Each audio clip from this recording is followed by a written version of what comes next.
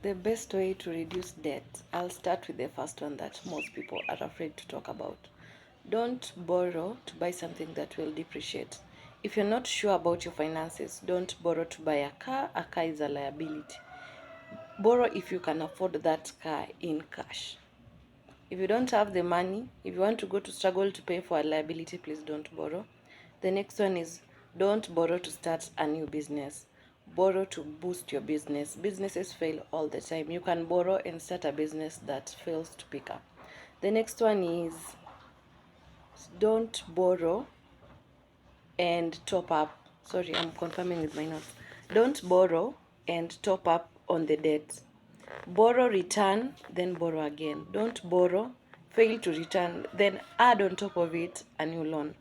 The next one is cut down your costs and use the available money to pay for the debts. Then start with the small debts, clear the small debts before you can go to the big ones. Then deal with high interest debts before you deal with other debts that maybe you don't have to pay interest. Then cut connection with your lenders.